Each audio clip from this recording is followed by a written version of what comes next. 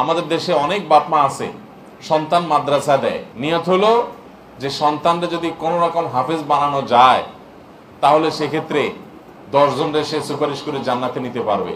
তো 10 জনের মধ্যে বাপ হিসাবে আমি তো 1 নম্বর, ওর মা 2 নম্বর তো আসি। অতএব জান্নাতে যাওয়ার জন্য ছেলে মেয়েরে মাদ্রাসা দেয়, ঠিক আছে, এটা খারাপ কোনো নিয়ত না।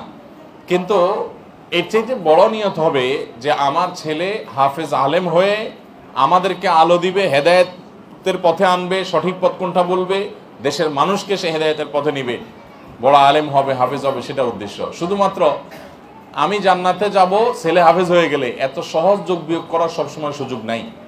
আপনি চুরিদারি করবেন, দুর্নীতি করবেন, 2 নম্বর পথে উপার্জন করবেন, হারাম কাজ করবেন, আর ছেলেকে মাদ্রাসা দিয়ে দিবেন, আর কিয়ামতের ময়দানে সে পার করে জান্নাতে নিয়ে যাবে। যোগ বিয়োগ এত সহজে করা যাবে না। বরং সেটা পাইতে হলে আপনার নিজেকে সোজা হইতে হবে। বেশিরভাগ বাপ মা চান যে আমি সারাদিন মোবাইল টিপবো, আমার ছেলেটা যেন মোবাইল না টিপে।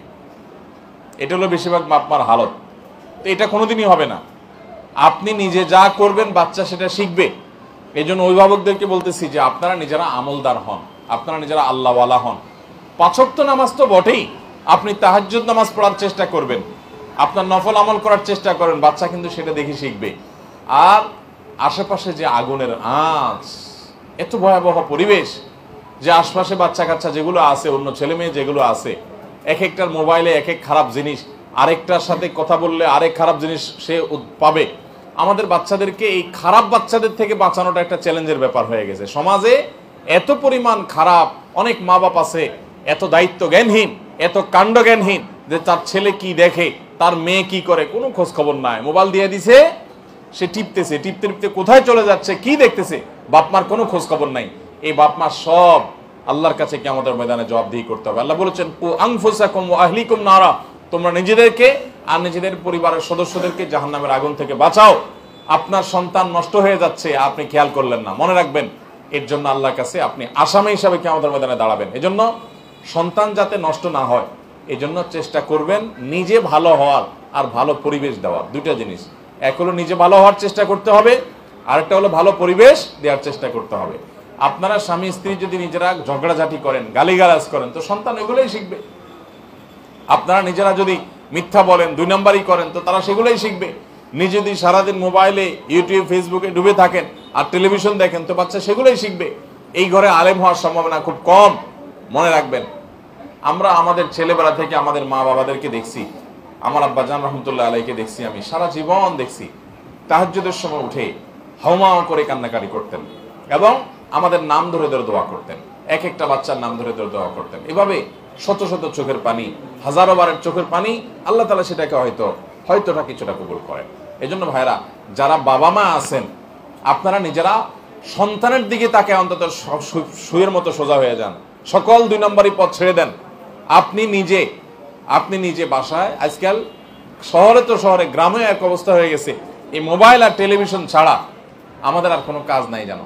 মারা টেলিভিশন নিয়ে, মোবাইল নিয়ে, বাপরাও বাসা আসলে সেটা নিয়ে ব্যস্ত না।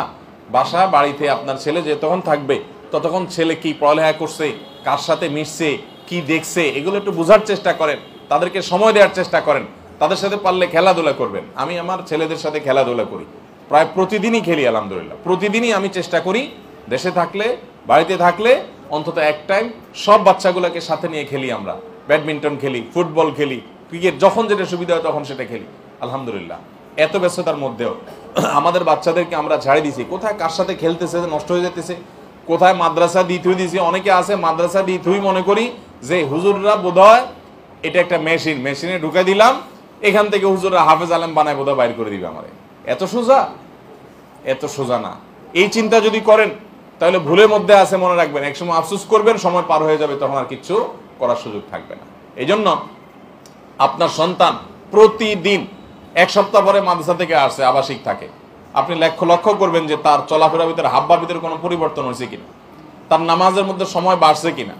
ওস্তাদদেরকেও বলবো যে বাচ্চাদের নামাজ সুন্দর করার চেষ্টা করা, আল্লাহওয়ালা করার চেষ্টা করা। মাদ্রাসার ছাত্ররা অনেক ক্ষেত্রে আমাদেরকে হতাশ করে।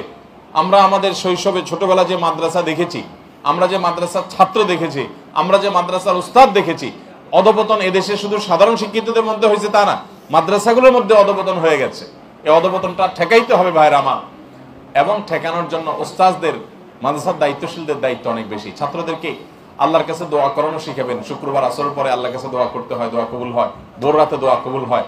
রাতে তাড়াতাড়ি শোয়া দিবেন যাতে তাড়াতাড়ি ভোর রাতে উঠতে পারে। শীতের রাত অনেক বড় রাত, প্রত্যেকদিন না পারেন, সপ্তাহে একদিন পোলাপান্ডে রাত 4টা বাজে উঠান, একটু চোখের পানি ফেলানো শিখান, দোয়া শিখান আল্লাহর কাছে। খারাপ বাচ্চাদের সাথে যেন না মিশে সেটা শিখান।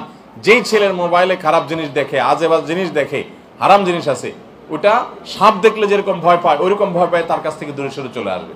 তো বাবা মার দায়িত্ব হলো এগুলো মনিটর করা যায়, ছেলে কি শিখতেছে না শিখতেছে, ভালো শিখতেছে না খারাপ শিখতেছে, তার হাবভাব কি হইতেছে, এগুলো দেখা দরকার। তা না হলে সন্তানদের কোনোদিন মানুষ করা যাবে না।